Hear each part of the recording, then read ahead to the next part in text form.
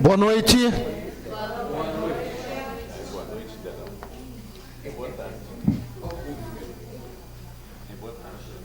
Venceslau me corrigindo. Boa tarde. Melhorou. Então vocês estão bem antenados. Bem, hoje teremos a nossa 14ª aula deste curso. Próxima semana teremos a nossa última aula, nossa 15ª aula neste curso, que surge numa reação ao processo de criminalização dos cursos sobre o golpe, decorrência da ação que é movida aos colegas da Universidade de Brasília, que iniciam a promoção desse tipo de curso. E nesta 14ª aula, a discussão estará centrada sobre o filme documentário O Processo, e teremos a participação de dois colegas aqui da casa, o professor Venceslau Machado de Oliveira Júnior e Carlos Eduardo Albuquerque Miranda. Tá vendo? Vocês achavam que eu só ia falar o primeiro nome? E eu me estendi ao nome de ambos, né? Venceslau e Carlos Miranda, como são mais chamados aqui, Venceslau, já até abreviando para Vences, né?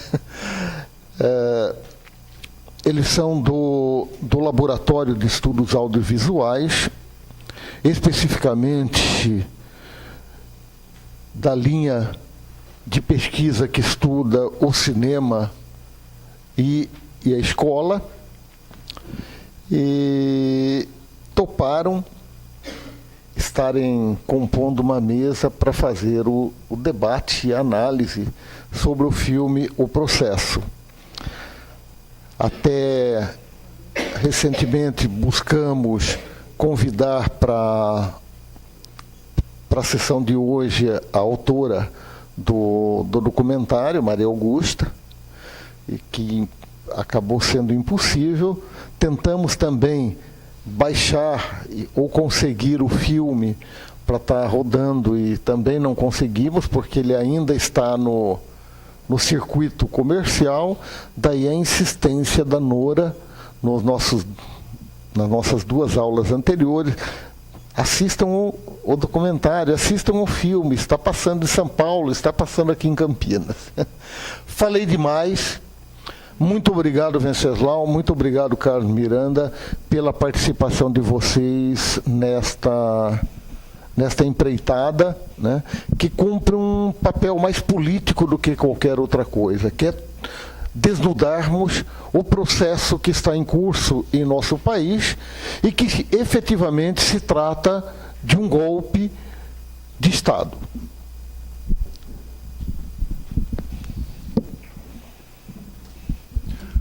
Bom, boa tarde a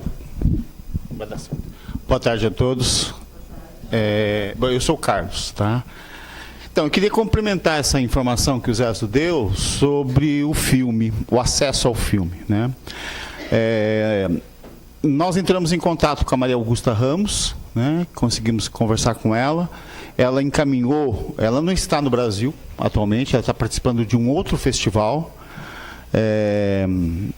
se eu não me engano, na Itália, mas eu não sou certo.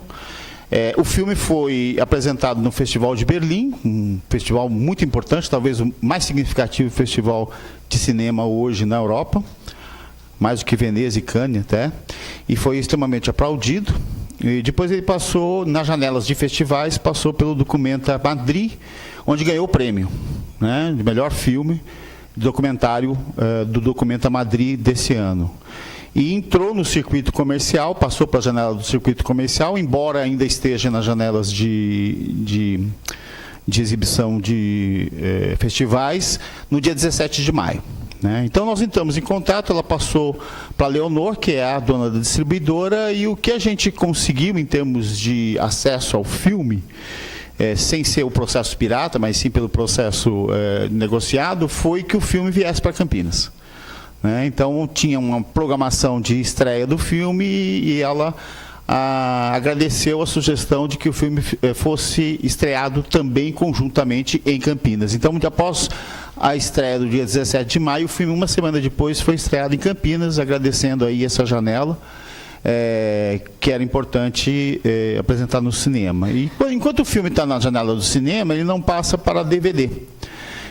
A janela de DVD é uma outra, terceira janela do cinema, e aí fica difícil encontrar o arquivo. Então, quem conseguiu o filme, provavelmente conseguiu filmando no cinema, o que capta também o som do cinema, muda um pouco o som.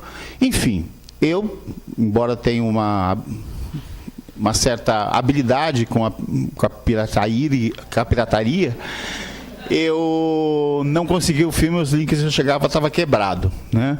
Mesmo assim, o filme tem 2 horas, né? Não seria impossível trazer o filme como uma exibição, a não ser que a gente fizesse uma exibição fora do horário da aula. Né? Eu acho que é importante dizer isso.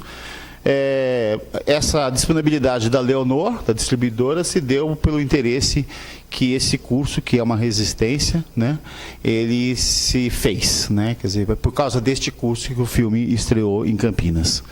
Isso para a gente já é uma alegria.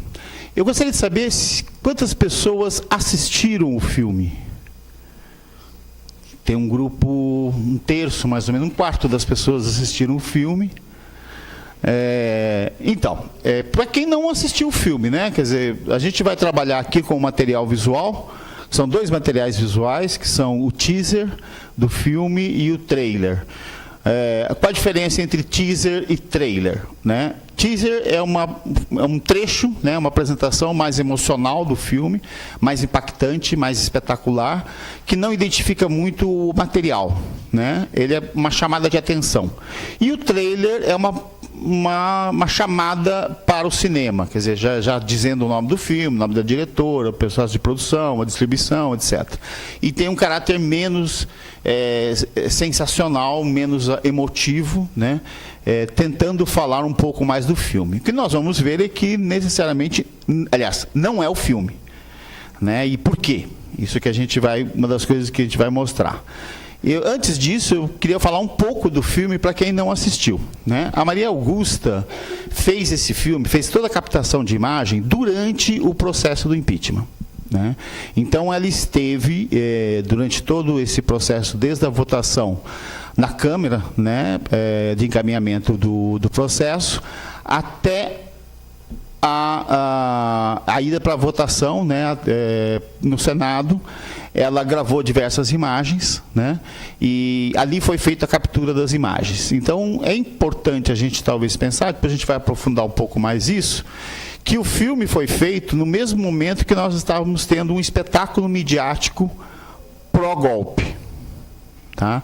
Então, inclusive, depois a gente vai mostrar algumas coisas, mas ela está fazendo o trabalho dela, né, de construção desse filme, é uma diretora que tem trabalhado com as instituições judiciais do Estado, já tem o 3º filme que trabalha nesse âmbito, mais perto do judiciário, dessa vez perto do Poder Legislativo, mas dentro de um processo, e esse é o trabalho que ela tem fincado, né, as suas raízes dentro do cinema, feito ascendendo na sua carreira de cineasta. E esse filme, então, ele foi feito no mesmo momento em que estava acontecendo as outras gravações que nós tivemos acesso das reportagens, das TVs, das grandes TVs e das imagens de Facebook, de redes sociais que apareceram.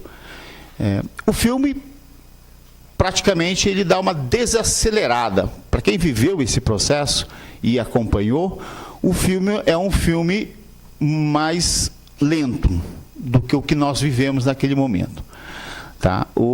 E a base da construção desse filme se dá, embora tenha algumas cenas que saiam de fora do parlamento, né, saiam da Câmara dos Deputados, na Câmara dos Deputados nem aparece, saiam do Senado, né, ela faz poucas concessões a imagens que não são dela, né, que são imagens de arquivo. Uma dessas concessões é justamente na votação do processo do impeachment na Câmara. E o filme se dá basicamente dentro do gabinete onde está aqueles que vão defender o governo da Dilma, né?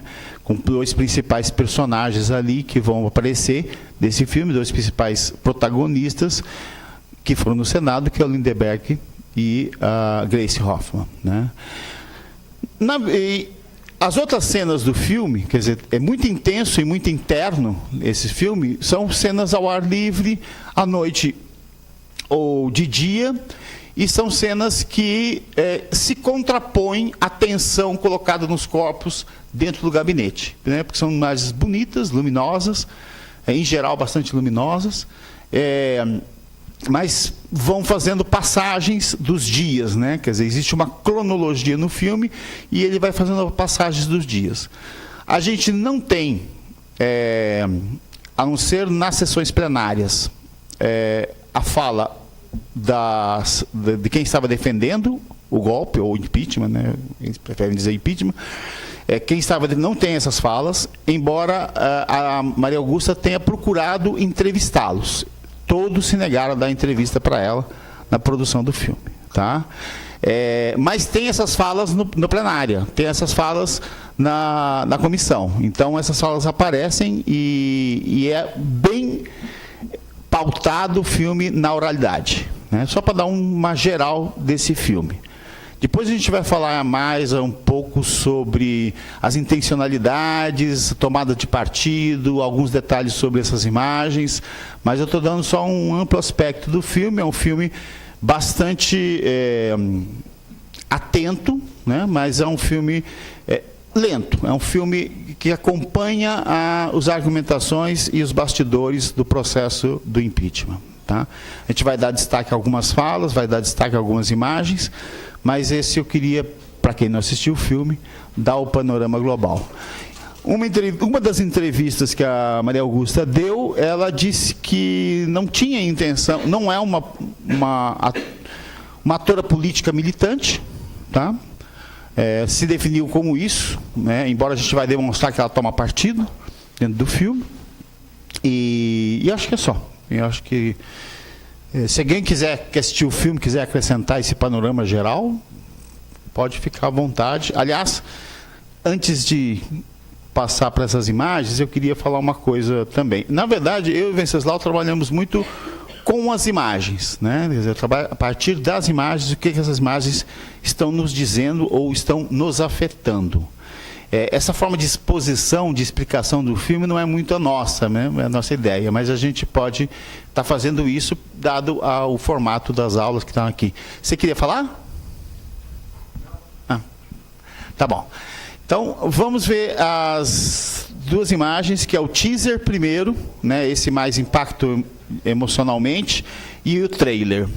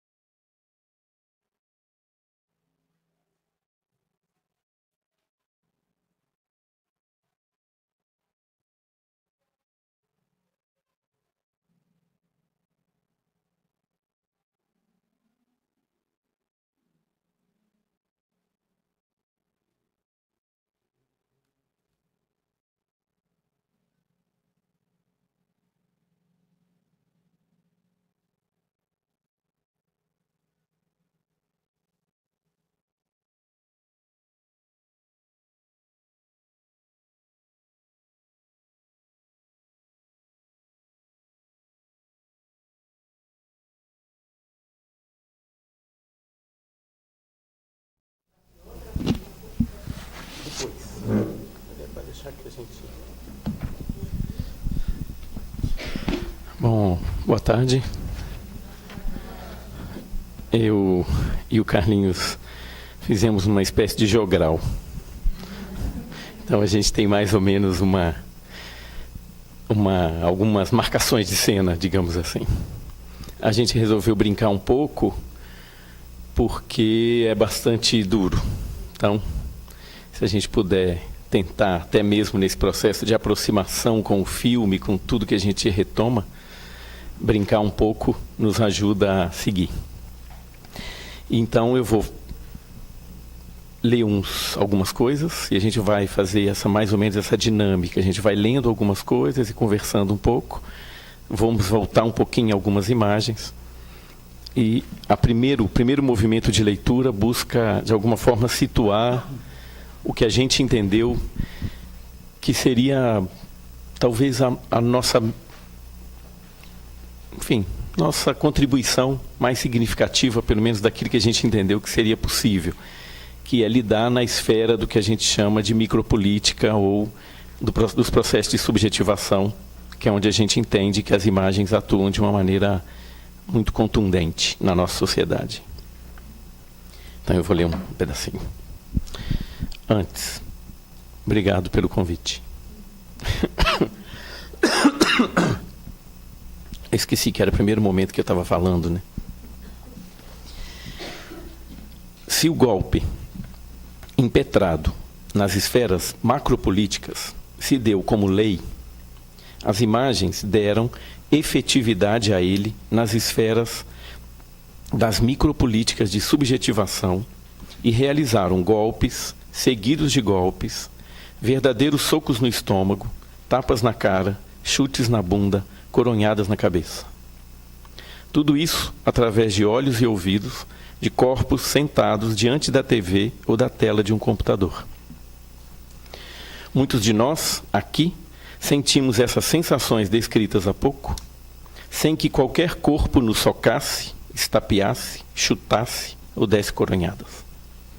Assim são as imagens e sons audiovisuais. Presentificam não somente informações, mas sensações. E essas últimas se enraizam mais fundo nos corpos, buscam nossas entranhas e lá se instalam, como incômodos e desassossegos, que nos fazem ou que não fazemos ideia de onde vem. São aquilo que Sueli Ronick chama de ovos de tempo. Aqueles tempos, ou, enfim, formas temporais, coisas que, apesar de ainda não se fazerem presentes, já nos pressionam a vida. Estão em nossos corpos, mas ainda não foram propriamente incorporadas. Não compõem nossa subjetividade. O que esse curso vem realizando tem sido, ao nosso ver, através das palavras e pensamentos de outros que estiveram aqui, e hoje, através das imagens e sons, é mobilizar essas entranhas de modo a mover esses ovos de tempo para fazer deles matéria-prima subjetiva. Parte do corpo que age e não somente sofre os efeitos das sensações nele entranhadas. Ou, dito de outra maneira, nas palavras de Milton Almeida, estamos aqui tentando espiar e espiar. Espiar com X e espiar com S.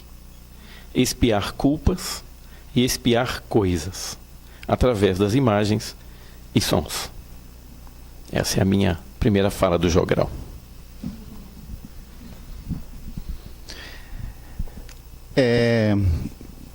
Talvez no segundo momento seria interessante a gente colocou, né, a importância de pensar por que o filme chama O Processo, né? Para quem assistiu o filme sabe que o Lindenberg Faria, em determinado momento, né, da sua manifestação, né, no Senado, fala que aquele processo parecia o processo de Kafka. Em determinado momento ele fala isso.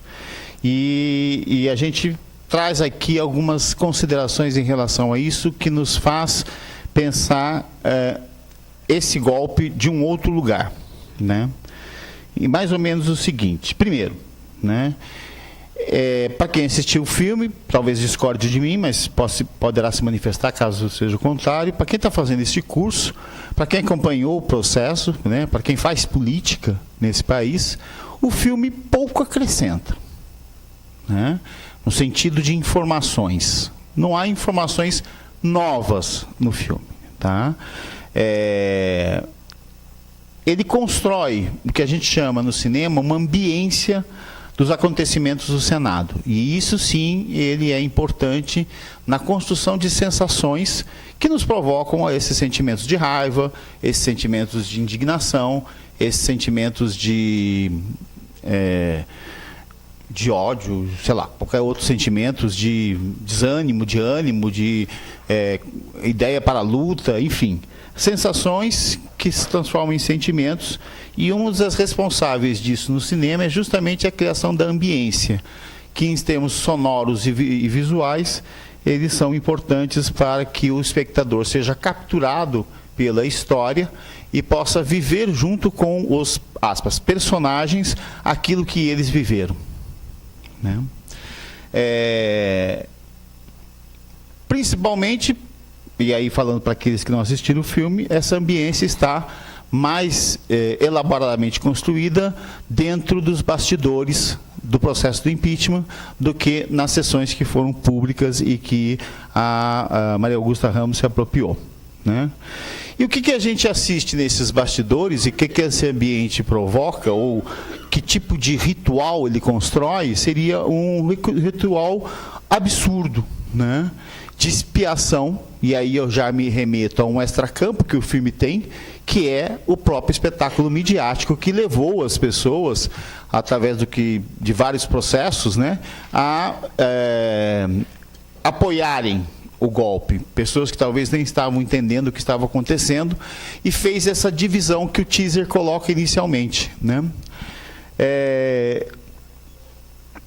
E que levou à ideia de que um determinado partido ou uma determinada personagem, né, que é a presidenta, fosse o mal que tomava o país e que deveria ser extirpado. Bom, perde-se, portanto, toda a ideia de lógica, embora todo o filme seja exatamente a contraposição das lógicas de argumentação, de defesa e de ataque. Só que num cenário em que estava transformado por um ritual de expiação do mal, né? E aí talvez é que o filme se distancia do processo de Kafka, mas traz algumas coisas dessa obra maravilhosa que é o processo. O estranho ritual de expiação em um processo judiciário talvez tenha sido a inspiração de Lindeberg Farias para comparar o processo de Dilma Rousseff ao processo de Kafka. Mas as possíveis equivalências entre o livro de Kafka, o filme de Orson Welles, baseado no livro de Kafka, e o filme de Maria Augusta terminam aí. No livro e no filme que Orson Welles fez de Kafka, K é o acusado. K é o personagem, né? É o acusado sem que se saiba do quê, né? Esse é aquilo que leva o leitor a acompanhar o livro. Há uma acusação, mas não se sabe acusação do quê? E o tempo todo o personagem procura, percorre vários caminhos, compondo um labirinto jurídico que não se sabe exatamente, ele não sabe por que ele está sendo acusado, do que ele está sendo acusado e qual a sua possível pena e qual a possibilidade de defesa. Então, ele ignora tudo isso e tenta entender os processos, os meandros da justiça. Bom, percorrer o caminho de cá junto com ele, né, para descobrir do que ele é acusado. Esse é então o mote que tanto está no filme do Orson Welles, O Processo, como está no livro do Kafka. O personagem da ação do filme e do livro é o próprio acusado. Agora, no caso do filme da Maria Augusta Ramos, a personagem não é Dilma Rousseff, não é a acusada, é a acusação. Ela não é um personagem incorporado num corpo, mas é o próprio processo. E daí, o brilhantismo do nome. e sua trajetória, e não a sua vítima de acusação. Dilma aparece muito pouco no filme. Não é ela exatamente que ela é tematizada do filme. O que aparece como construção da ação que desenrola o filme, como mesmo sendo um documentário, existe uma construção da ação, é o processo de acusação, que logo no início do filme já é colocado como jogo de cartas marcadas, como foi dito aqui, a gente viu, né? Portanto, temos que ganhar resistência para provocar e tentar fazer política. Essa é a ideia que é passada, que está lá, que ela gravou essas palavras, e essa é a ideia de que o filme se desenrola. Como eles tentaram ganhar tempo para tentar fazer política, até um determinado momento que a Gleisi Hoffmann mesmo confessa que a governabilidade da presidente já estava inviabilizada, né? E depois tem outras questões colocadas. Podemos dizer, então, que K e Wells nos levam a um labirinto de micropoderes que enreda os acusados e os seus agentes de justiça, né? Alguns que são inimagináveis dentro de um processo de justiça, são bastante bizarros. Um pintor, um padre e as personagens femininas, esposas ou amantes desses personagens. Então, Kafka nos constrói quase que um labirinto onde não há saída, que é o processo judiciário da qual ele está se abordando. Kafka faz isso através do seu personagem K. Maria Augusta, ela nos faz demorar em um desses lugares. Então, a diferença de trajetória narrativa entre o processo de Kafka e o processo de Maria Augusta é que no processo de Kafka há vários locais a serem percorridos. E no processo da Maria Augusta, ela se fixa em um local para dar intensidade a esse local. Por isso ela cria ambiência, para dar intensidade à forma como a defesa está elaborando o seu processo político, mesmo sabendo que era um jogo de cartas marcadas, né? Bom, a câmera, na verdade, se eu fosse discutir a câmera, que é um elemento importante no cinema, porque é quem enuncia, né? Quem enuncia um filme é a câmera. Ela acompanha a personagem da acusação, né?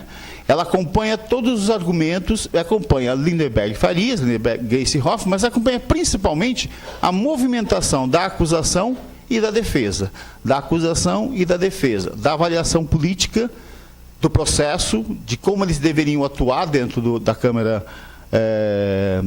do Senado e da comissão, e como que era possível. Com a entrada também do José Eduardo Cardoso. Depois tem a entrada do Gilberto Carvalho, mas depois eu vou falar mais adiante. Então, é basicamente isso que o filme nos coloca, no centro de uma personagem que não é um corpo físico, mas que é aquilo que vai fazer a consumação do fato, que é o golpe, né? Que é um processo. E por isso o filme brilhantemente chama o processo. Acho que essa é a primeira forma de aproximação com isso. E aí a gente tem sugerido do líder. Mas antes eu queria acrescentar isso ao que o Carlos falou, que nessa de acompanhar a personagem da acusação, a câmera efetivamente acompanha a reverberação da acusação. Ela acompanha principalmente o movimento de defesa. Na medida em que a maior parte do tempo o filme é realizado dentro do gabinete do PT do Senado Federal. Então tem cenas longuíssimas, as cenas que nós tentamos negociar de alguma forma com tanto a diretora quanto a distribuidora, para que a gente pudesse vê-las aqui, ou seja, sofrer o impacto dessas imagens, ou seja, aquilo que eu comentei no início, ou seja, nos expormos a elas, de modo a ver o que reverbera dessa lentidão, desses três cenas, especificamente, não propriamente três, mas duas sequências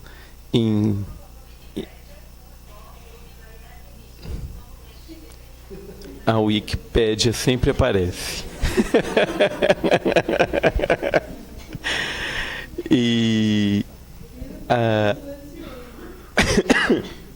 Então, o que é interessante nessas duas cenas longas, que são planos sequências, ou seja, são cenas sem corte, em que nós acompanhamos, no primeiro momento, quase um desabafo, principalmente da Glaze Hoffman, em que ela chega mesmo a dizer que se não tiver o impeachment, como é que a gente vai governar?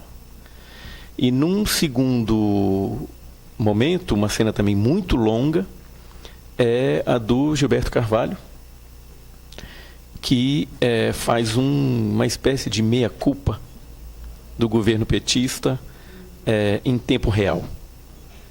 Então, são duas cenas muito marcantes no filme, que de alguma forma rearticulam tudo que o filme de alguma forma agencia ou coloca no entorno. Tanto aquelas cenas intensas das disputas mais diretamente, quanto as cenas ultra lentas e esvaziadas que fazem, digamos assim, respiros ao longo do filme. Então, assim, voltando para aquilo que eu tomei a palavra, chamar a atenção para o desdobramento que a Maria Augusta Ramos faz, talvez porque no processo de negociação cinematográfico ela não conseguiu acompanhar a acusação propriamente. Então ela acompanha a reverberação dessa acusação dentro daquele espaço em que as pessoas permitiram que a câmera estivesse. Tá certo? E eu queria acrescentar também um pouco do que o Carlos falou, dizendo para vocês que nós estamos fazendo uma conversa com vocês, para muito de vocês, pelo visto, meio no escuro, né, sem ver as imagens, sem ter visto o filme, mas principalmente para aqueles que assistiram ao filme, que fiquem muito à vontade para entrar no meio da conversa, não no fim da conversa. Tá certo? Bom, dentro desse contexto geral em que, pelo menos para nós, que assistimos juntos o filme, que nós, desde o momento em que a gente não sabia se a gente viria ou não conversar com vocês, porque a gente ficou meio que em estado de espera, porque se a diretora pudesse vir, a gente não viria, ou viria assistir e não viria falar. Não, nós tínhamos definido que faríamos isso. Nós dois, né? Nós definimos que nós faríamos isso para dar espaço para ela, até porque nós somos professores da casa, né? E ter uma diretora do filme aqui seria mais interessante, ou que a gente também a ouvisse, se tivesse possibilidade de conversar sobre esse processo mesmo de produção do cinema, não propriamente só o processo judicial ou legislativo, mas também o processo de produção cinematográfica, que, digamos assim, é o nosso interesse mais direto como pesquisa, né? Não é mero acaso que o filme é um documentário. E talvez por isso tenha esse impacto, tenha essa relação de proximidade que, de alguma forma, ele estabelece conosco. Mas, para além, então, junto com essas cenas de gabinete, esse espaço fechado, justamente, talvez, por termos essas cenas de gabinete, o que é colocado no extracampo todo o tempo no filme, ou seja, continua presente no filme todo o tempo, é exatamente aquilo que não é mostrado ou que é mostrado de uma maneira breve, sutil. Então, quais são, principalmente, duas coisas, e que eram onipresentes durante o processo e são, no nosso entender, onipresentes no filme, só que em extracampo. Raramente elas entram em campo. Que é o espetáculo midiático, ou seja, as grandes câmeras e os grandes microfones. Tem alguns momentos que eles aparecem, em que as câmeras... Tem um momento, inclusive, em que as câmeras e os microfones são filmados sem ninguém, exclusivamente a estrutura da mídia é que está presente, e a gente nota de maneira muito marcante uma contraposição entre um outro lugar de produção midiática e de comunicação, que é também a onipresença dos celulares e das redes sociais. O filme é muito delicado e muito cuidadoso em apresentar muitos momentos em que os personagens humanos do processo são assediados por pessoas de todos os tipos, com celulares nas mãos, para serem fotografados e conversar e coisas do gênero. Ou seja, de alguma forma, a dobra do espetáculo para dentro das próprias redes sociais. Quer dizer, eu vou tirar foto com o personagem do processo, um personagem muito vinculado à mídia, seja o Cardoso, seja a Janaína Pascoal, que de alguma forma aparecem com uma certa frequência sendo fotografados, filmados e assediados para serem divulgados nas redes sociais. Tá certo? Então, essa onipresença desse extracampo aí, dessas duas forças midiáticas, colocando, inclusive, elas numa certa equivalência, a grande mídia e as redes sociais. As grandes câmeras e as microcâmeras dos celulares. Seguindo por esse caminho, a gente agora queria... tá certo. O Carlos me lembrou de uma coisa, que é o momento de leitura. Eu pulei, né? Eu pulei o nosso roteiro. É que empolguei na hora que eu comecei a pensar no extracampo do filme. Já que você já bagunçou tudo, eu queria chamar a atenção para quem não é do cinema, o que é extracampo, né? E o que é extracampo e qual é a importância dele, né? Quando as pessoas fazem cinema, fotógrafo pode fazer cinema com celular, não importa, a imagem é uma imagem retangular, né? E ela é um recorte, né, do campo visual que a gente tem, né?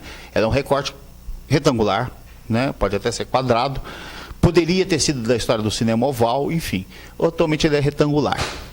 Quer dizer, como ele é retangular, ele corta nas suas beiradas, como está sendo feito, por exemplo, aqui, ele corta algumas partes. E aquilo que, evidentemente, ninguém vai assistir essa gravação e achar que eu não tenho pernas, né? Vai dar uma continuidade. Então, aquilo que está no extracampo é aquilo que a gente imagina como continuidade do que nós estamos vendo, aliás, dentro do campo. Então, quando a gente fala assim, no extracampo do filme está a mídia, né? A gente está fazendo, na verdade, uma metáfora para dizer o seguinte: olha, esse filme, por isso que eu insisti que o filme foi feito no mesmo tempo que esses equipamentos faziam o espetáculo midiático do golpe. Quer dizer, esse filme tem uma continuidade da imagem da Maria Augusta Ramos, que é justamente as imagens que nós assistimos em tempo real, em tempo simultâneo ao momento que estava acontecendo o golpe.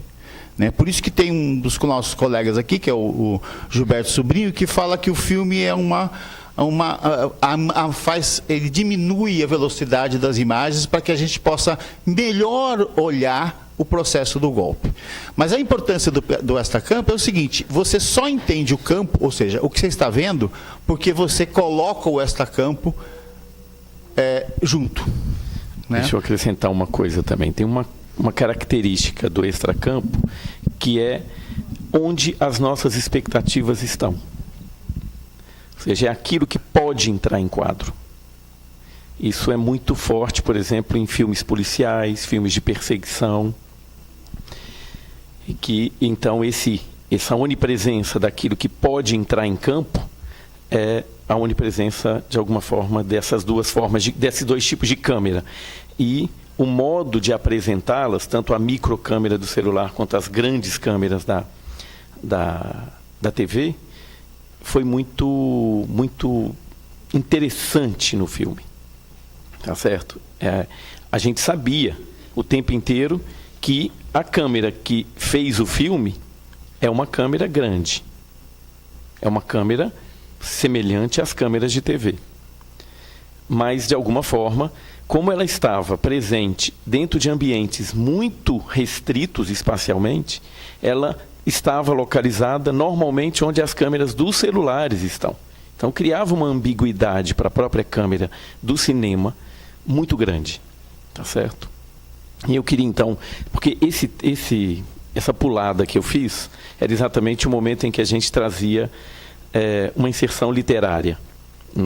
Uma vez que o próprio filme nos remete para um traço da literatura, a gente optou por escolher dois textos que, de alguma forma, as imagens do filme nos remeteram. O primeiro deles, que era para entrar exatamente no momento em que a gente falava que a Dilma não estava, no filme, ou não é uma personagem do filme, é um texto que chama O Líder, que é um dos que está aí nas mãos de vocês, que eu vou tomar liberdade para ler, e para pensar mais ou menos como é que a gente pensa esse líder.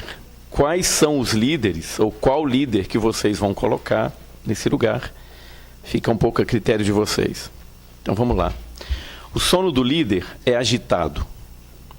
A mulher sacode-o até acordá-lo do pesadelo. Extremunhado, ele se levanta, bebe um gole de água. Diante do espelho, refaz uma expressão de homem de meia idade, alisa os cabelos das têmporas, volta a se deitar. Adormece e a agitação recomeça. Não, não! Debate-se ele com a garganta seca. O líder se assusta enquanto dorme. O povo ameaça o líder? Não, pois se o líder é aquele que guia o povo, exatamente porque aderiu ao povo. O povo ameaça o líder? Não, pois se o povo escolheu o líder. O povo ameaça o líder? Não, pois o líder cuida do povo. O povo ameaça o líder? Quem já leu Clarice Lispector sabe que ela é uma especialista na repetição. E especialista em fazer com que a repetição vá mudando de sentido cada vez que se repete. E aí ela segue. Sim, o povo ameaça o líder do povo. O líder revolve-se na cama. De noite ele tem medo. Mas o pesadelo é um pesadelo sem história. De noite, de olhos fechados, vê caras quietas. Uma cara atrás da outra. E nenhuma expressão nas caras. É só esse o pesadelo, apenas isso. Mas cada noite, mal adormece, mais caras quietas vão se reunindo às outras, como se na fotografia de uma multidão em silêncio. Por quem é esse silêncio? Pelo líder. É uma sucessão de caras iguais, como na repetição monótona de um rosto só. Nas caras não há senão a inexpressão. A inexpressão ampliada, como em fotografia ampliada. Um painel e cada vez com maior número de caras iguais. É só isso. Mas o líder se cobre de suor diante da visão inócua de milhares de olhos vazios que não pestanejam. Durante o dia, o discurso do líder é cada vez mais longo. Ele adia cada vez mais o instante da chave de ouro. Ultimamente ataca, denuncia, esbraveja. E quando, em apoteose, termina, vai para o banheiro, fecha a porta e, uma vez sozinho, encosta-se à porta fechada e enxuga a testa molhada com o lenço. Mas tem sido inútil. De noite, é sempre maior o número silencioso. Cada noite, as caras aproximam-se um pouco mais. Cada noite, ainda um pouco mais. Até que ele já lhe sente o calor do hálito. As caras inexpressivas respiram. O líder acorda num grito. Tenta explicar à mulher. Sonhei que, mas não tem o que contar. Sonhou que era um líder de pessoas vivas. Então, esse é o primeiro dos textos para mobilizar o que nos mobilizaram. Ou seja, que as imagens nos fizeram conectar. E chegando agora propriamente nas imagens, ou seja, voltando para a característica delas, a gente vai chamar a atenção para alguns tipos. Primeiro, as imagens externas de Brasília. Elas são apresentando formas esplêndidas, como aquela. Salvo engano, é a primeira imagem do filme. E ela, hoje, eu notei que ela faz exatamente o processo espacial de uma Câmara a outra, que é o que o filme faz. Sai da Câmara dos Deputados e vai para o Senado. Tá certo? Essa imagem. São imagens de passagem. Aparentemente são aquilo que a gente chamaria no cinema de imagens que poderiam ser descartadas, porque elas não compõem a narrativa. Elas não estão vinculadas ao argumento principal. Essas imagens, elas trazem como sensação, e aí é o que nós entendemos que, muito pelo contrário, elas compõem sim o filme, porque elas trazem um conjunto de sensações de esvaziamento, de calma, de banalidade. principalmente tanto dos locais quanto dos momentos onde o processo, onde estavam fora do momento em que a intensidade do processo propriamente de impeachment se dava. Então, essas imagens traçam leveza, luminosidade, indiferença e um certo traço de vingança. E aí, agora é a sua vez. Não, você pode passar aí. Você quer voltar? Vamos quebrar a rotina. O nosso jogral já foi quebrado mesmo. É só para a gente começar. Depois já era para eu estar falando já. Mas sobre as imagens de transição, né, ou chamadas imagens de transição, ou imagens que fazem a composição, né, o pastetu, né, enquadram, né, as principais imagens da narrativa do filme. Tem outras imagens e aí a gente tem que falar um pouco do documentário, né? Tem outras imagens que vão orientando o espectador no processo, no processo do próprio impeachment e no desenrolar da ação do processo fílmico, que são as tarjas pretas com linhas brancas, que está naquela primeira imagem que estava lá antes de mostrar aquela imagem de Brasília. E essas normalmente são imagens datadas. Muitos não chamam isso de imagem, mas aquilo é uma imagem, né? É um preto com escrito, né, que situa o espectador aquilo, o momento em que aquilo se deu e o que se deu, explica o que se deu, faz um capítulo, né? Capitular, transforma o filme, portanto, num processo capitular. Nesse caso da montagem da Maria Augusta, ele é extremamente cronológico, ele não quebra nenhum dia de cronologia, portanto ele se dá no espaço temporal que se deu os eventos que estão sendo, as imagens estão sendo capturadas. E aí a gente tem que falar um pouco de documentário. O que é o documentário, né? Bom, primeiro tem uma grande discussão no cinema, a diferença entre documentário e ficção. Discussão que da década de 60 para cá a gente pode dizer que as diferenças não são tão grandes como se imagina, né? Acho que desde o começo do cinema, mas isso que torna-se um pouco mais proliferado a ideia de documentário não é necessariamente um cinema que diz uma verdade, que apresenta uma verdade, né? Não é esse o destino do documentário, não é esse o objetivo do documentário. E começa então a discussão do que o documentário pode e o que o documentário não pode, né? Primeiro, a gente tem que olhar para o documentário e ver como que ele se constitui para poder classificá-lo. Existem várias classificações de documentário. Esse documentário, ele não é, com certeza, o chamado mosca na parede, que é assim, como se a câmera não estivesse presente e as pessoas agem como se estivessem naturalmente agindo e a câmera captou sem que ela soubesse. E alguns até acreditam que esse tipo de filme é um filme mais verdadeiro, né? Se ele é possível, né? Outros acreditam, tem outro tipo de documentário que reconstitui aquela realidade tal como ela é, né? Para que o documentário apresente aquilo que o documentarista viu. É famoso, por exemplo, você ter uma filmagem de um lugar que você não pode entrar, então você reconstitui no estúdio aquele mesmo lugar para dizer como ele era, tentando, aspas, ser mais o fidedigno possível. A outra ideia de documentário é que o documentário pressupõe uma imparcialidade, né? Registra os fatos tal imparcialidade, registra os fatos tal como eles estão colocados, né?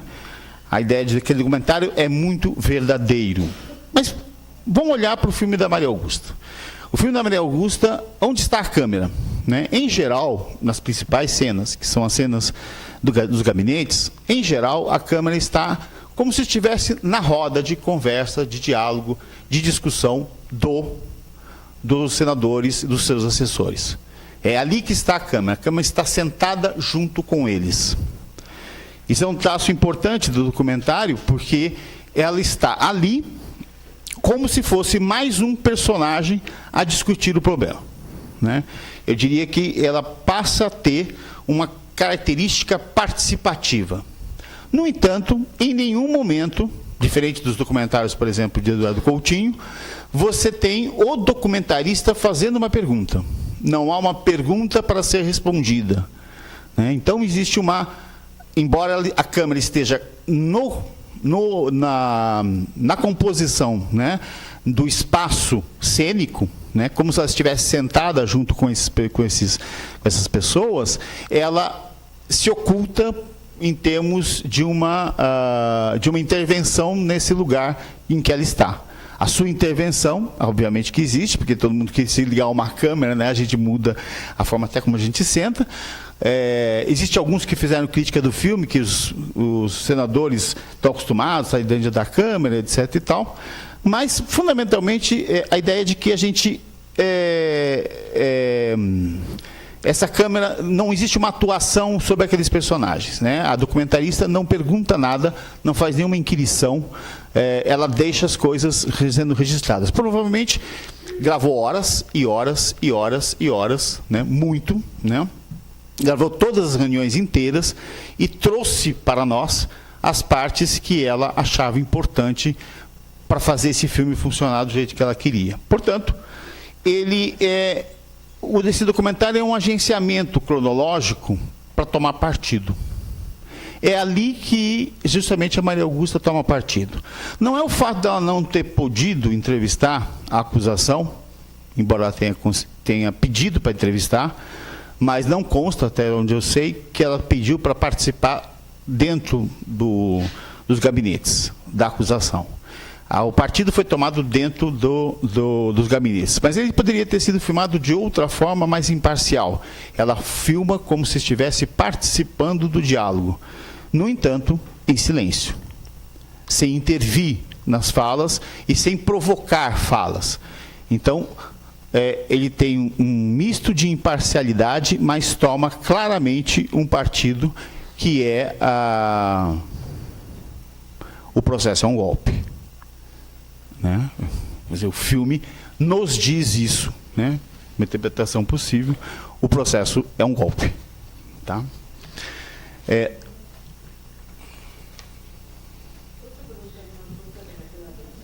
Pode.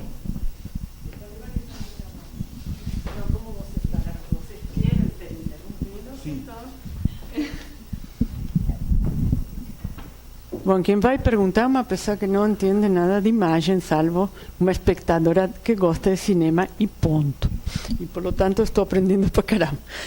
Mas quando eu assisti o filme, claro, eu sou educadora, não adianta. Fiquei pensando exatamente, é um documentário? O que tem de documentário? A questão de documentário que me pegou, e por isso que eu queria, agora que você falava. Eu gostei do filme, tudo bem, mas tem duas coisas que me incomodaram e que eu queria ver o que vocês achavam.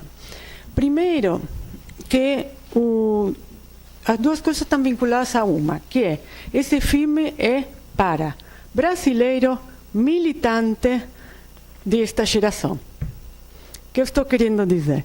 Daqui a 20 anos, não diz embaixo, não está no documentário Gleice, tanto, presidente do PT. Quem é essa foto? Quem é essa imagem de aqui a 20 anos? Digamos, para o espectador, né? Ou seja, eu acho que eu senti que havia se pressupunha que quem estava assistindo hoje e quem vai assistir, porque ninguém faz um documentário para 6 meses, né? E quem vai assistir em outro momento vai saber do que estamos falando. E eu não sei, mas eu tenho a impressão que uma característica do documentário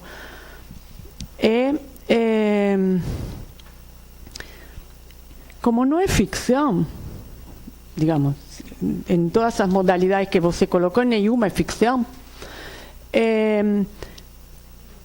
eu não sei se a contextualização ou a informação, isso que eu acho que a palavra é informação, que pode, eu por meu vício, consigo imaginar que essa informação em algum momento precisa de letras, de palavras, mas não sei, talvez outro lo corre de outra maneira. Precisa essa imagem de palavras. Como dizer que a Gleice, quem é a Gleice se não é pondo embaixo o nome dela? Não, a mim não me ocorre, mas pode haver. Eu acho que esse teve aí eu senti um problema, digamos, em seu ser, aspas, documentário, né? E a outra questão é que eu também li de que ela não deixaram ela entrevistar ou participar de algumas espaços. Portanto, todo o processo na qual o dia que a Dilma está sentada frente a Congresso, todas as perguntas e todas as respostas, se eu não estou enganada, elas são públicas, aí não precisa pedir autorização a ninguém. E tem uma quantidade de informação esse dia de embate ou das respostas de Dilma, não só das respostas de Dilma, principalmente para mostrar a acusação, para mostrar os argumentos da acusação, que eu não entendi por que não foram usadas, sendo uma maneira de entrar a realidade, né? De alguma maneira de fazer vivo. Não, tem outras questões, mas eu queria ver esta questão do documentário.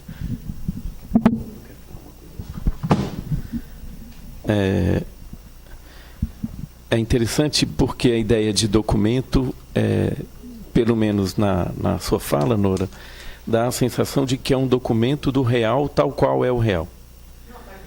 Então, pois é. Não, então, eu sei, exato. Você tem muitas maneiras de pensar a ideia de documento. Na sua fala, quando você salienta o fato de que é o nome de uma pessoa que não está presente, você está chamando a atenção de que é preciso, ou que, de alguma forma, para ser documentário, eu teria que identificar a pessoa com o nome próprio dela. E talvez a arte... Pois é. Não, tudo bem, então veja bem. A questão é, qual que seria a diferença que a perspectiva do documentário, do cinema, que também se coloca como arte, se diferencia da comunicação ou da televisão? Ainda da comunicação ou da televisão. Ainda que seja um documento, esse documento, em grande medida, ou as imagens documentais, ou a montagem, está em busca de contar alguma coisa. Bom, a personagem, uma mulher loira, com um determinado tipo de fisionomia, com um certo tom de voz, aparece durante todo o filme. A gente acompanha essa personagem e, independente de quem ela seja, daqui a 30 anos, o conjunto de sensações, de angústia, de raiva, de oscilações, de inteligência dessa personagem estão postos.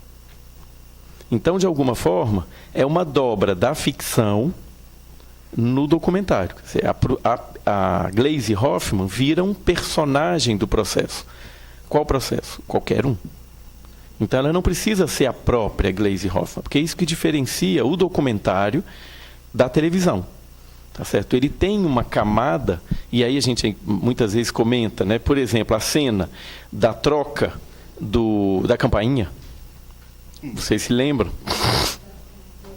Ela é, de um ponto de vista documental, se você quer acompanhar alguma coisa, exasperadora. Tá certo? Mas ela, ao mesmo tempo, coloca a gente muito mais radicalmente dentro daquele lugar onde aquilo acontecia, do que se só contasse a história. Então, quer dizer, a ideia do documentário é trazer isso que eu chamei a atenção desde o primeiro, nós chamamos, eu que li, mas que é um conjunto de sensações.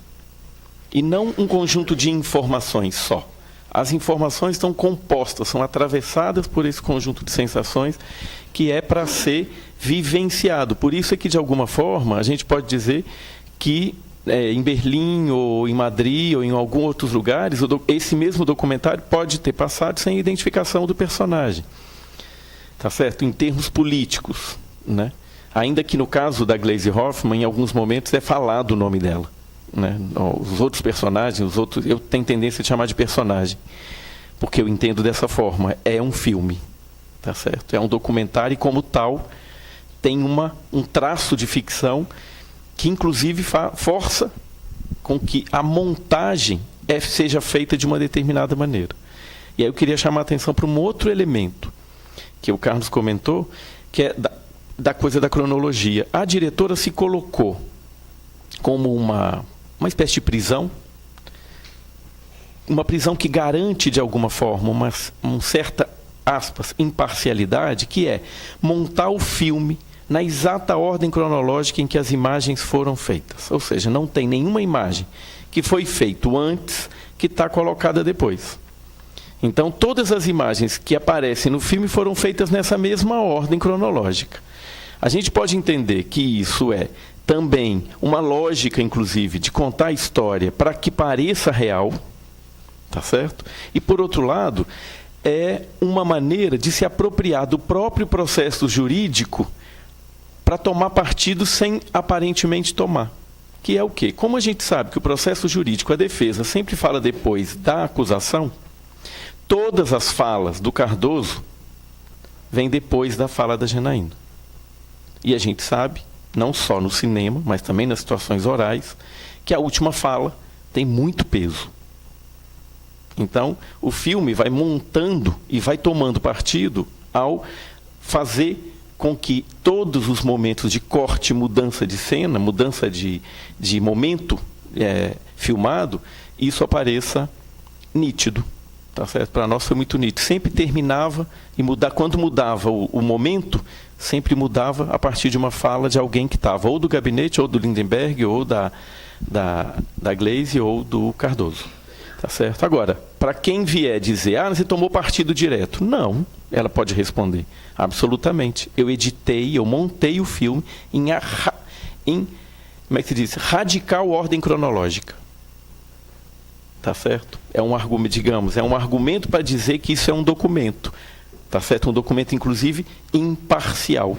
No entanto, se a gente olhar por outro lado, ele também pode ser tomado com uma certa parcialidade, ou com muita parcialidade, justamente ao seguir a cronologia. Tá certo? A cronologia, na verdade, é um dado de documento, né? Então, chamando a atenção para isso. Você tem aí o seu. Eu queria complementar uma questão, né, que isso remete assim, qual é uma possível interpretação do que está sendo construído como documentário, né? E eu volto à ideia de que o personagem principal é a acusação ou o próprio processo, né? O filme não fala das pessoas, né? Não é um filme que fala dos atores. Inclusive quem está sendo acusado, Dilma tem pouca participação, tem aquela que ela recebe apoio, pouquíssima, né? Quer dizer, é o pivô da situação e aparece muito pouco. O Lula aparece uma vez, né? E a não identificação desses personagens que aparecem o tempo todo, e alguns deles até a gente fica sabendo o nome porque fala, que são os assistentes, né? O filme ele é sobre um processo, né? E aí a sensibilidade da diretora de colocar esse filme para além do conhecimento de um brasileiro que acompanhou o processo. Ele não é um filme que explica o golpe. Não explica o golpe. Quer dizer, ao mesmo tempo que eu digo, ele não é um filme que acrescenta muito, ainda mais vocês que estão aí na 14ª aula sobre o golpe, não acrescenta muita coisa de informação, tá? Como o que é esse golpe que a gente viu em 2016. Mas também, para quem nunca ouviu falar nada, ele não explica o golpe, mas ele explica uma forma de funcionamento do legislativo.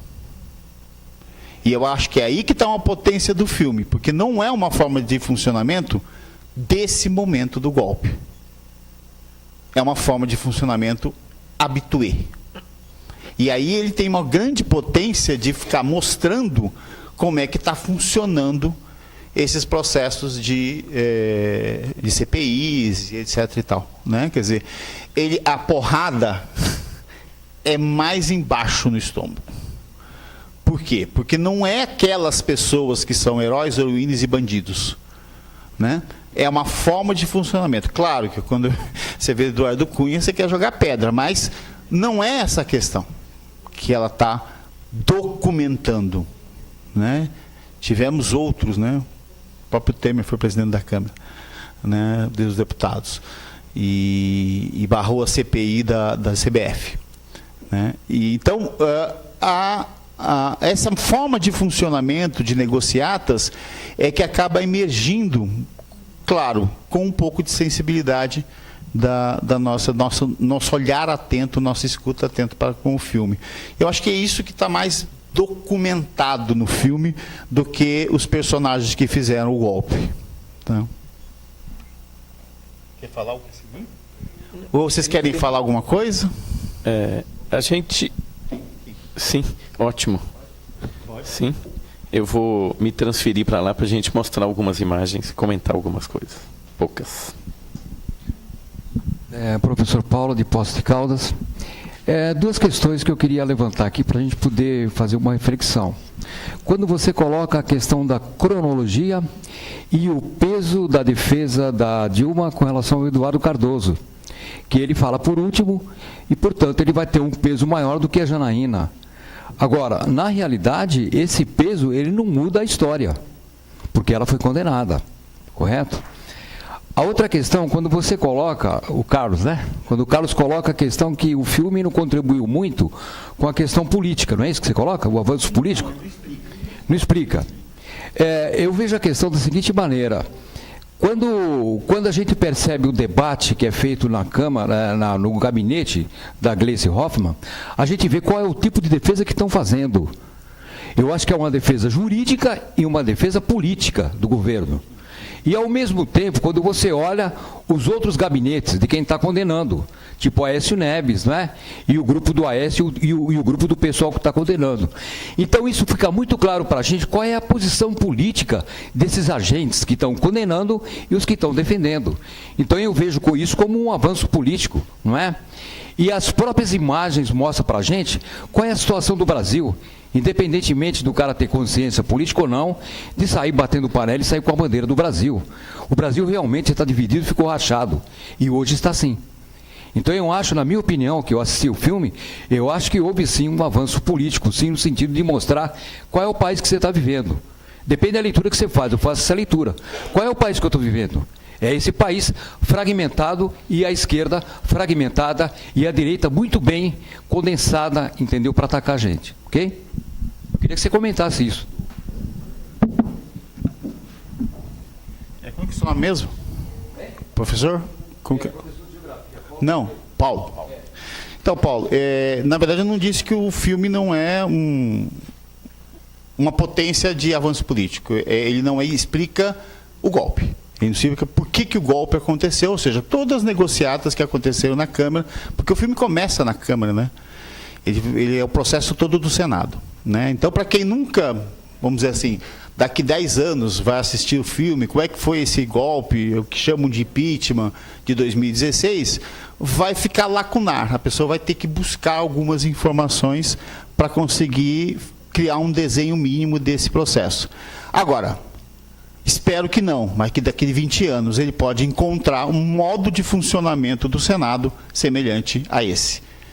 Nesse sentido, eu espero que não, justamente porque ao apresentar esse modo de funcionamento, é que vem a indignação maior.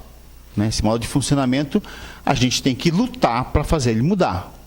Reforma política, que tipo de lutas, né? Ele nos direciona, quer dizer, não adianta demonizar e endeusar qualquer personagem dessa história, né? Embora em termos eleitorais isso possa até ser feito com certa competência, mas em termos de processo político, eu acho que a Maria Augusta mostra que esse processo de funcionamento é um desejo de mudança. E aí, não sei se o país está dividido ou se ele foi dividido. Eu fico dividido em relação a isso. Né? Não quero supervalorizar o papel da mídia, mas também não quero subestimar. Né? Eu mesmo escrevi no Facebook na época, você imagina o seguinte, né? Uma pessoa acorda às 5 horas da manhã, ela chega às 7 ao trabalho, 2 horas, portanto, para tomar café e para sair, às vezes até mais, trabalha o dia inteiro, um patrão chato, um colega de trabalho chato, dedo duro, come a sua comida, esquenta na sua marmita, volta mais 2, 3 horas para voltar para casa, chega lá, liga o Jornal Nacional e está dizendo: a Dilma é culpada disso, a Dilma isso, a Dilma aquilo. É uma produção de um ódio, né? A fabricação de um ódio. Não é só a mensagem, mas é quem faz a mensagem sabe a vida dessa pessoa. E ela está com o saco cheio. Então, se aquele veículo oferece alguém para ser imolado, né, para ser espiado, sensorialmente ela fica fácil de ser capturada por esse processo, né? Sobre isso é importante, né, dizer porque isso é esse campo do filme. O que eu acho que o filme é genial é que ele não vai nessa vibe. Ele não vai na ideia de que demonização e nem endeusamento de ninguém. Ele está analisando a forma, o filme não analisa. Ele está mostrando a forma de constituição de um golpe, como ele se dá, né? E eu queria, tentando tocar nessa sua questão, Paulo, na outra, né? O filme foi feito depois que o processo tinha terminado. Então ele pode ser um processo de expiação, no sentido de lidar com algum tipo de alívio. E nesse sentido, ainda que ele seja colocado como um documento, ou seja, como algo bem próximo daquilo que está, para não tomar um partido muito, muito explícito, ele sim, ele de alguma forma polariza e cria uma espécie de bufonaria do lado contrário. E isso fica muito marcado em 2 cenas. Bom, em 2 não. Nas cenas da Janaína Pascoal e na cena do presidente da comissão que preside a comissão, que vai tomar a decisão se o Senado vai ou não julgar, vai ou não votar. Ele paralisa a sessão para trocar uma campainha. E ela mostra isso no filme. Ela deixa isso no filme, deliberadamente. Então ela está construindo uma espécie de personagem bufão, de um lado, e do outro lado, ela apresenta uma inteligência, tá certo? Calma, cuidadosa do Cardoso, deixando discursos inteiros dele. E a resposta que o outro lado, digamos assim, dá, é dada pelo personagem do Anastasia. Ele não fala nada o filme inteiro. Ele só olha. Ele aparece várias vezes. Ele só faz silêncio. Então a gente selecionou algumas imagens do teaser e do trailer, que eu queria então voltar nas imagens e a gente pensar um pouquinho a partir delas. Tá certo? Até para chamar um pouquinho de atenção nisso. O que eu quero dizer com isso? O filme, sim, toma partido nesse sentido e dá uma vitória do ponto de vista ficcional para quem perdeu. Os personagens que passam a ser identificados ou, de alguma forma, queridos pela forma de montagem que o filme é feito, são exatamente aqueles que perderam.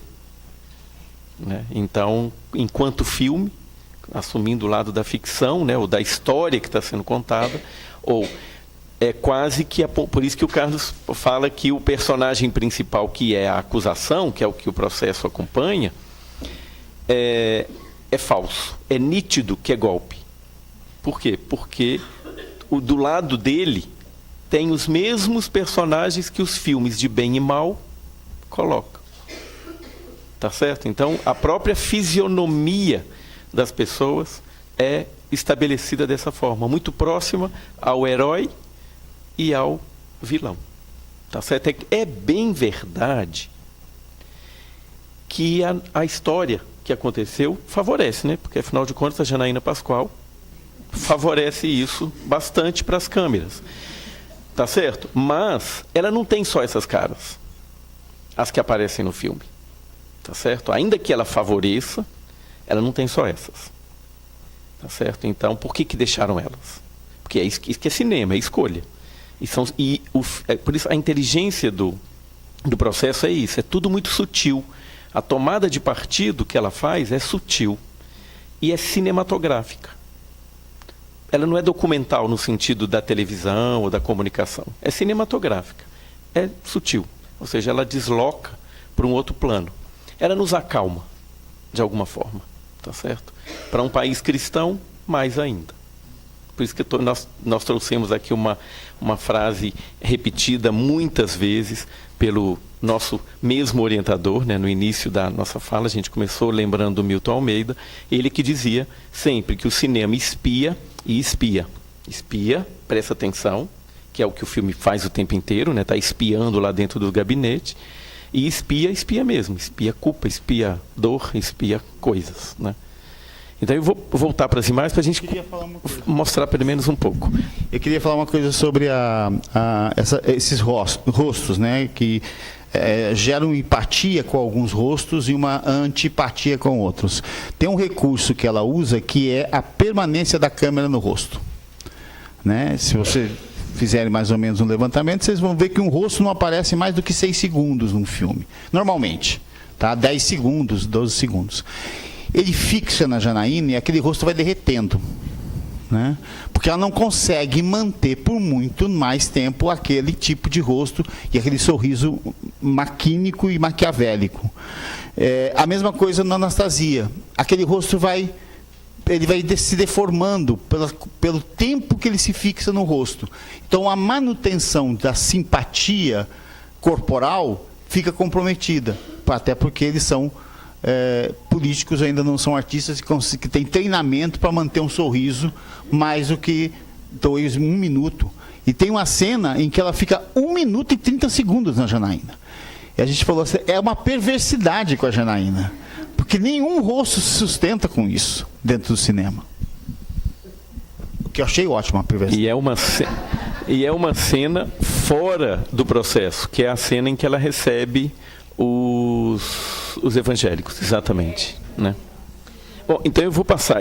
Nós separamos 4 imagens que nos pareceram bastante emblemáticas para pensar como é que as imagens do filme foram feitas e como é que o trailer não realiza o que o filme traz.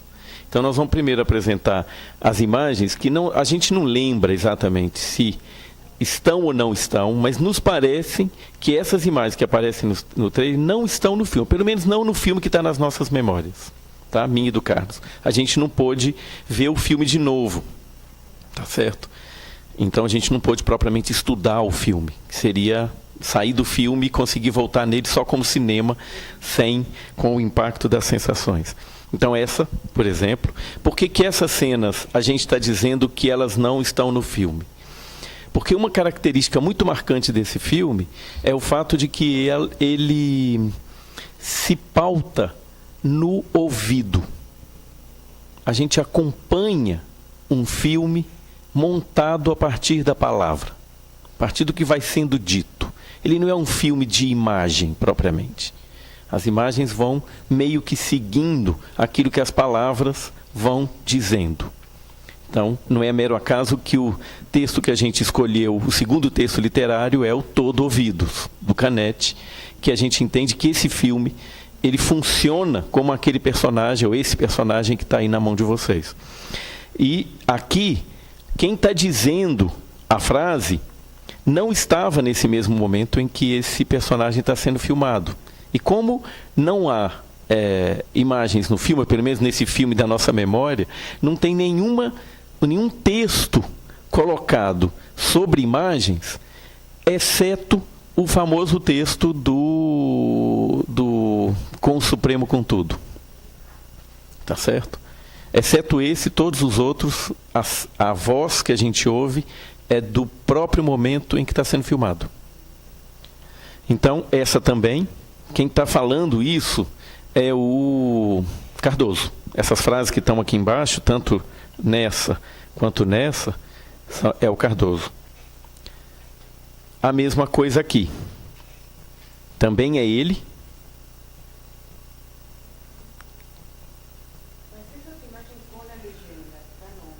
É porque no trailer que a gente viu. Tá certo? Porque no filme não tem nenhuma legenda, né? É o trailer que está posto aí. Bom, essas são imagens, portanto, que não existem no filme, porque o filme está pensado a partir de um outro tipo de relação, ele não cria essa contraposição tão direta, porque vocês viram essas duas últimas aqui, a voz é de um dos assessores do PT, se não me engano, não é o Cardoso, é um outro, ou um senador, e, no entanto, o que a gente está vendo não é. Então, é uma contraposição que é feita entre som e imagem, o que não é comum no filme, pelo menos a gente não se lembra. E aqui as imagens que são as mesmas do filme, que são bastante emblemáticas. Vejam lá, à nossa direita, o mudo, que, de alguma forma, para nós, é o personagem do silêncio. A forma como um determinado grupo social tem respondido a nós. E ele é o relator, né? Silêncio. Absoluto silêncio, impávido, sem nenhuma palavra. Ou seja, não preciso responder. Está fora do plano das palavras. De alguma forma, esse personagem, ele está a dizer que o extracampo está totalmente presente, no sentido de que as forças que estão atuando ali não são a das palavras e muito menos a da lei. Exato. Então, tem lá aquele personagem. Esse aqui é o que estava falando, eu não sei quem é ele. Pronto. Tá. E era ele que está fazendo essa fala aí. Uhum. Ele nesse momento ele está falando que golpe não é exatamente o que os petistas estão chamando, e sim outra coisa. Vejam o processo de bufonizar a personagem.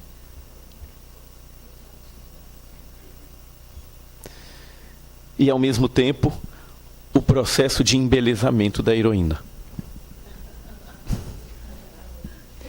Ela é exatamente a mesma coisa que uma atriz de cinema, todo o tempo. A Glaze Hoffman como é que se diz? Ela é tornada uma estrela. O tempo inteiro. A câmera como é que se diz? Muito generosa com ela. Então...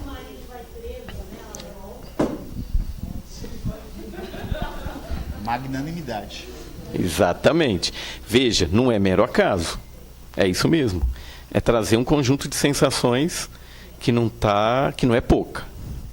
Tá certo? Então, é isso, né? A gente fez propositalmente terminar a sequência de imagens com o que a gente entende que é a personagem, que é a heroína do filme. Tá certo?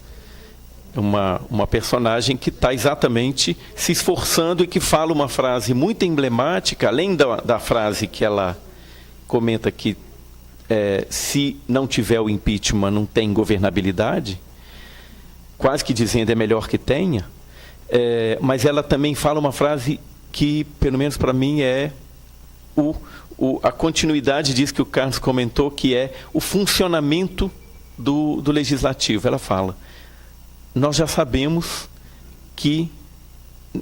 o que vai dar o resultado. Então vamos fazer política. E a política, ela diz claramente o que é fazer. Demorar. Tempo. Tá certo? É incrível como numa frase ela aponta o quanto que a nossa política é feita de tempo. Né? Ela para o processo. E por isso, paradoxalmente, a cena da troca de campainha atua na própria política que ela quer. Ainda que ela tenha sido feita para exasperar as pessoas que estavam ali presentes, de alguma forma, parar o processo, demorar, é realizar aquilo que era o contrário. Quer dizer, tem aquela, pelo menos para mim, é muito emblemático do paradoxal da política que está posto e que o filme consegue, ao meu ver, trazer para nós, né, de alguma forma. Era isso que, de alguma forma, eu teria a dizer. Não sei se Carlos quer acrescentar alguma coisa. E, a mim, sugerir que vocês leiam o Todo Ouvidos para pensar, porque para nós o filme funciona dessa forma. Ele está ali, não propriamente vendo, mas principalmente ouvindo. É isso. Obrigado.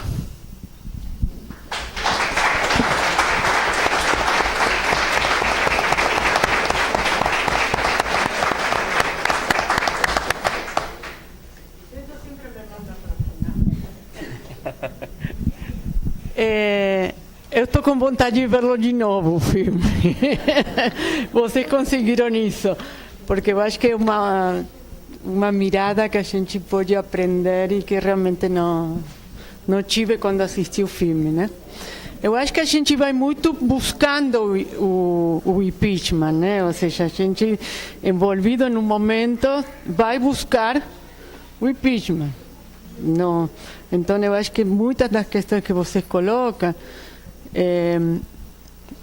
que eu acho fantástica, mas me pergunto se chega assim para alguém que não tem esse olhar da sensibilidade de vocês. Entendeu minha pergunta? Eu não sei. Não sei se tem resposta a isso. Acho que não. Está gravando, né? É o seguinte, a questão, quando for ver daqui 20 anos e que não está nessa vivência, então a minha pergunta é sobre a reação no exterior, em Berlim, em Madrid, porque lá eles não são militantes, não conhecem essa história, não estão vendo com esses olhos nossos, né? E o que os levou então a premiar o filme? Acho que eu vou responder a pergunta do Demerval, porque eu acho que a pergunta da Nora tinha uma outra proposta, tá?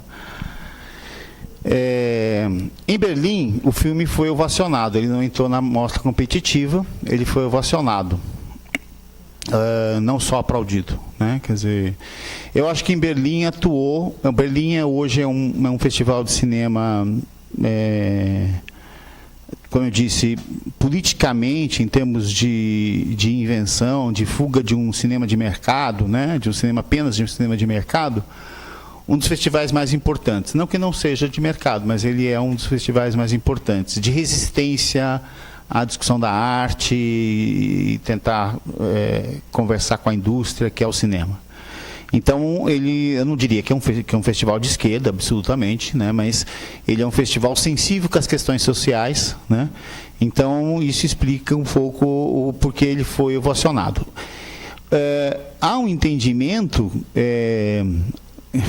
do filme, principalmente daquilo que saiu do Festival de Berlim, né? Há um entendimento do filme de uma farsa, né? Não exatamente de um golpe, mas de uma farsa, né? Foi aquilo que eu consegui apurar em termos de reportagem sobre o Festival de Berlim. Em termos, na Espanha a coisa é um pouco diferente. Na Espanha, o Documenta Madrid, ele é um festival mais engajado, é um grupo que conhecia a situação do Brasil, que não foi pouco, né, até por causa da importância do Lula na política externa que ele fez no governo dele, né?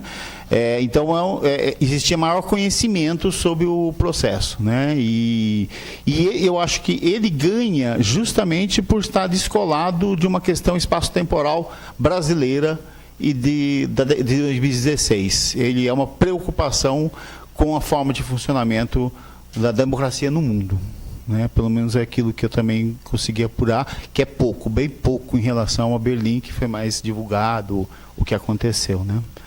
Em relação ao que a Nora... Até esqueci que ela perguntou. Se outras pessoas que não tivessem a nossa relação com o cinema lidariam da mesma forma com o filme? Eu jogaria um pouco isso para a plateia, né? Qual foram os incômodos, né? Porque se a gente olha um filme e pensa nos incômodos que ele nos provoca, né, não precisa ter um conhecimento técnico de cinema para ir cavocando e encontrando algumas coisas, que pode não ser o que a gente encontrou, mas pode até ser mais interessante, né? Ele não é um filme palanque. Não é um filme palanque. E ela se diz que não é militante. Então, se for para a linha do incômodo sensorial, esse filme me incomodou de algum jeito e tentar descobrir, não precisa do conhecimento técnico do cinema, né? Eu pressuponho que isso. Mas eu jogo para a plateia. Como é que foi assistir o filme? Boa noite, professores. Boa noite, pessoal. Eu sou o Rui. Eu queria relatar um incômodo que eu tive, né, quando assisti o filme, e quero que vocês tentem esclarecer uma dúvida que ficou também. Eu fui assistir o filme com os amigos, e assim que a gente saiu, ficou muito que vocês já falaram, né, que ele não acrescenta muito para quem já estava envolvido como informação. A ambientação é muito rica, né? A gente se colocar nesse lugar, ter a oportunidade de estar no gabinete do PT, em alguns momentos foi muito, muito bom o filme nesse sentido. Mas aí a gente acabou de sair do filme e uma amiga perguntou assim, mas é um documentário? Aí eu não entendi a pergunta, porque para mim, né, um pouco que a gente já estudou de cinema e porque eu sou frequentador dos cinemas, eu não entendi. Para mim era um documentário. Eu falei, mas o que você quer dizer com isso? Não, porque teve momentos lá que eles atuaram, né? Quando estavam no gabinete, as pessoas estavam atuando, estavam fazendo representações.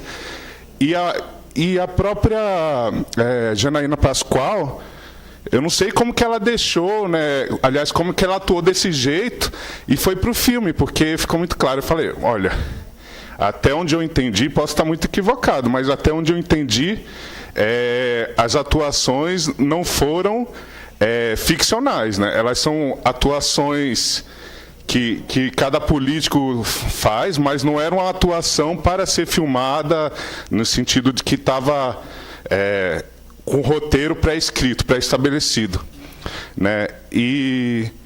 E aí, nesse sentido, houve esse incômodo, né? A gente ficou com essa angústia, e eu fiquei com a angústia de saber até que ponto as imagens e as falas foram autorizadas, né? Porque a gente sabe que tem um pouco de mistura das captações da própria diretora com algumas coisas que estavam na mídia, da própria TV Câmara, TV Senado, que são públicas, né? Mas com relação, por exemplo, às cenas da Janaína, porque é uma construção, e aí eu concordo, né? Para mim é uma construção de personagem muito grande, assim, de uma construção de uma vilã, né? De uma vilã bufanesca e como que, de alguma maneira, se vocês têm conhecimento, porque vocês conversaram com a diretora, que ela autorizou ou que fez alguma conversa com a diretora no sentido de estar presente no filme, porque a partir desse momento que a autorização acontece, a edição pode acontecer também, né? Quem autoriza uma participação dentro de um filme corre o risco de ter essas imagens e falas sendo editadas da maneira que a visão do diretor quer passar, né?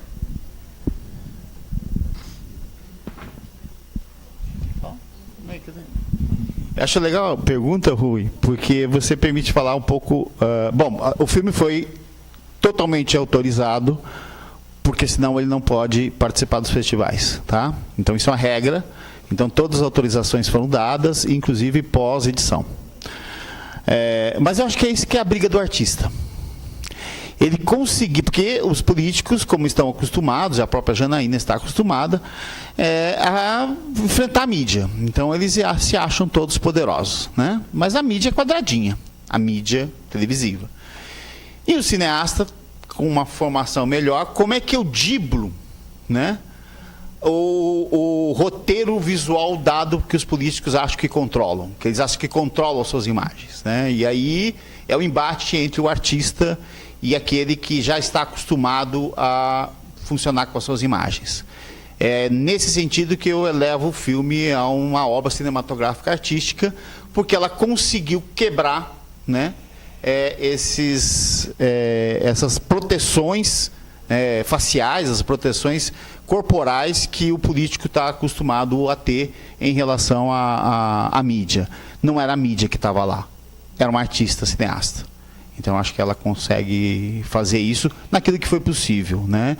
E uma vez autorizada, também eu acho que existe assim, olha, tem que correr o risco, porque retirar o nome depois de autorizar a filmagem, depois da montagem, num momento político que a gente está vivendo, ia ser divulgado em redes sociais, e aí eu acho que tem uma pressão muito grande para retirar o nome. É o trabalho do artista. Tá? Eu queria acrescentar uma coisa. A pergunta da sua amiga faz totalmente sentido. Né? Por quê? Porque a gente sabe, pela nossa própria experiência, de que a gente atua para as câmeras. Tá certo? Por outro lado, há muita pesquisa nos últimos tempos dizendo que o efeito das câmeras sobre nós não é só quando a câmera está presente, que a gente atua em qualquer momento. E, portanto, o momento de atuação, no sentido de que perde algo de espontâneo, pode fazer sentido e pode não fazer sentido. Por outro lado, então, ou seja, por um lado isso, faz sentido colocar. É atuação, não é atuação. Isso também é uma potência de arte. É colocar algo oscilando no sentido, sem que você possa dizer claramente, é. Ao fazer isso, você mantém as pessoas pensando. E, consequentemente, buscando sentidos ou não sentidos que vão escapando. Por outro lado, o fato de que tanto o pessoal do gabinete do PT, quanto a própria Janaína Pascoal e os assessores que estavam lá, acreditavam que estavam do lado certo. O bem e o mal está atuando também naqueles corpos. Ou o certo e o errado. Portanto, não precisava atuar. Por outro lado, entende o que eu quero dizer? Assim, se por um lado a ideia da câmera coloca aquelas pessoas como sendo pessoas que estão atuando para a câmera, por outro lado, elas têm de alguma forma um lugar cultural que nós também temos, que quando a gente acredita que está do lado, que está falando o correto, a verdade ou o justo, a gente nem para pensar. A gente age. A gente entende que o corpo está, de alguma forma, agindo naturalmente ou expressando, de alguma forma, esse tipo de justiça ou o que for. Né? Então, a ambiguidade permanece todo o tempo e é a riqueza do filme.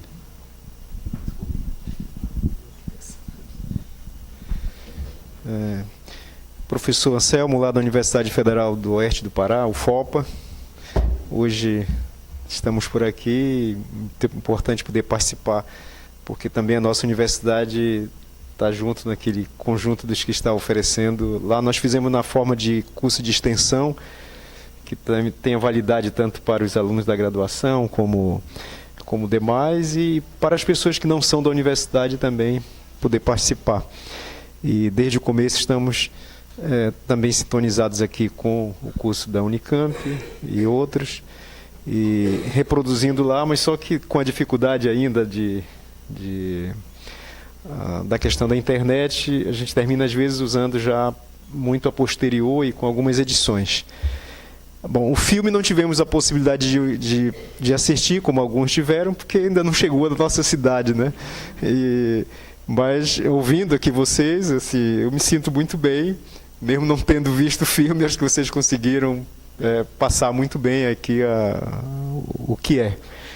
E vai ser muito interessante quando ver depois, né? Depois, a partir de toda essa leitura. Assim como também foi interessante para aqueles que puderam, antes de assistir o filme, se apropriar também dos comentários. Bom, eu queria fazer uma observação e, em seguida, uma pergunta. Observação com base nas falas de vocês, né, de que eu capturei, de que o filme é muito mais apropriado com o próprio título, né, o processo mesmo, e, portanto, o modo como você usou, o modo de funcionamento do nosso Congresso, e daí a indignação com esse modo de funcionamento e a luta por uma modificação disto.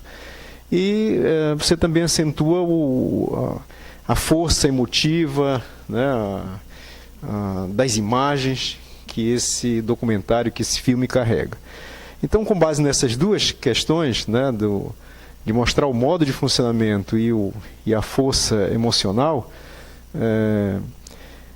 eu penso que ele tem um potencial educativo muito forte para além do impeachment ou para além do golpe, né? Eu não sei se vocês concordam comigo.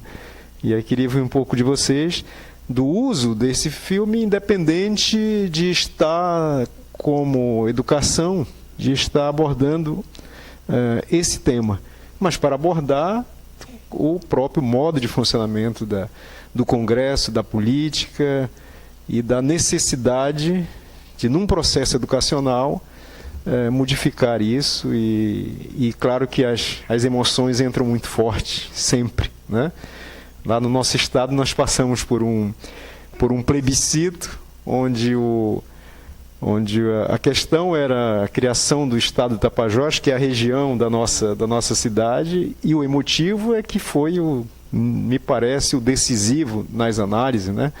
Usando jogadores como Neymar e a própria Fafá de Belém chorando, né? O estado vai ficar pequeno, e aí vamos perder as praias que tem lá na região de Santarém, né? E a análise de fundo do que representaria esse estado, ela foi bastante secundarizada.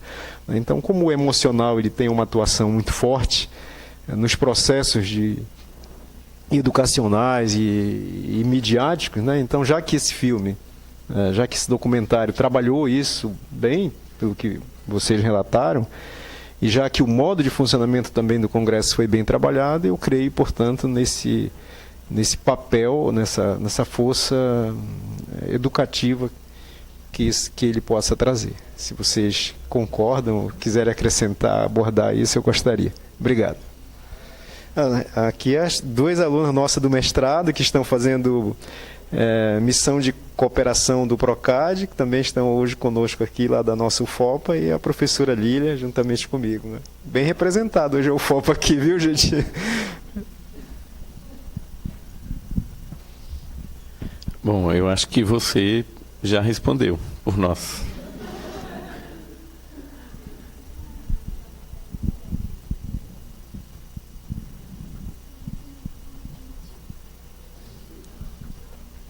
Gente, agora boa noite já, né? Porque já escureceu.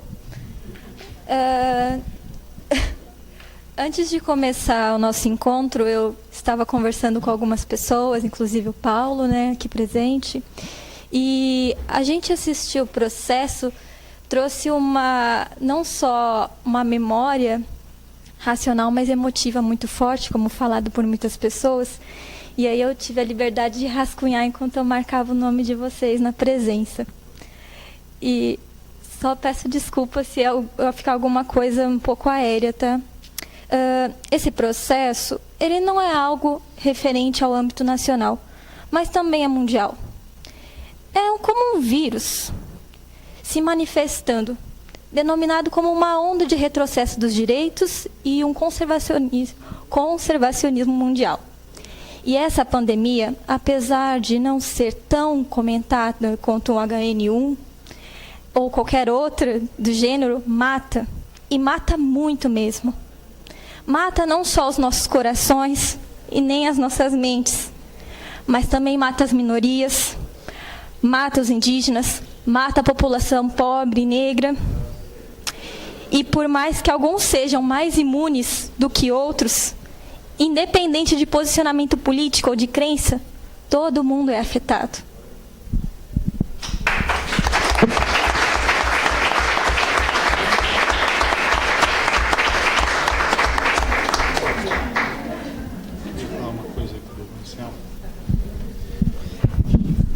Eu só queria... bom, você respondeu a sua questão, concordo, mas eu queria colocar uma coisa que eu acho muito legal e a gente tem que começar a prestar mais atenção nisso. Eu vou colocar entre aspas, que é um conceito ainda que está em elaboração para mim, que é o conceito do governo das sensibilidades, né? Eu acho que o filme tem uma meia-culpa, né, do PT em relação ao distanciamento, quando assume o governo, dos movimentos sociais, né? Está colocado isso lá no filme e tal. E eu já debati essa questão sobre cinema e escola, já que estou com a questão da educação, quer dizer, tinha um projeto de democratização dos meios de comunicação, tinha um projeto que significa democratizar o audiovisual, E, infelizmente, durante anos, esse projeto não passou pela escola.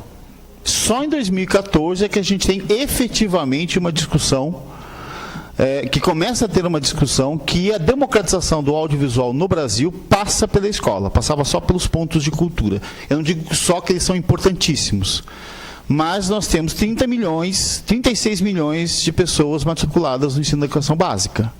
Né? E se a gente pensar uma democratização dos audiovisuais, ou da audiovisualidade, e que acaba sendo uma educação das sensibilidades, se é que é possível falar isso, não sei se eu gosto de falar isso, ela passa pela escola, passa por um debate sobre o entendimento da linguagem, das potências que essa forma de informação, de afetação que está na sociedade já há mais de 100 anos, né, está provocando, e a gente está patinando.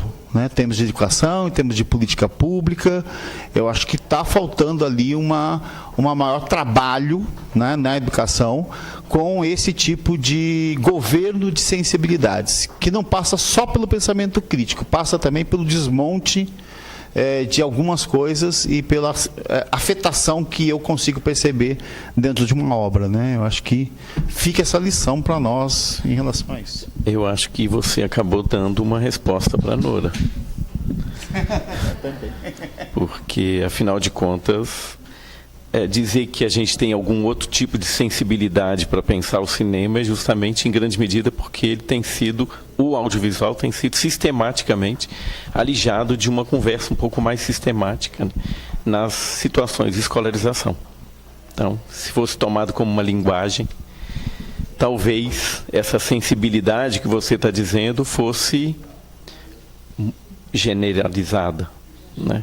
Muito mais passível de ver, por exemplo, isso que o Anselmo chamou a atenção, que é notar que o filme aponta que o funcionamento da democracia tem intensidades e banalidades.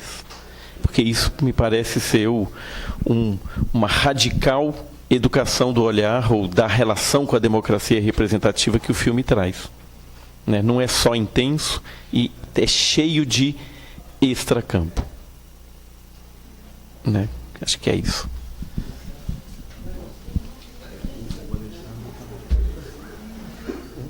O Alessandro na porta da sala.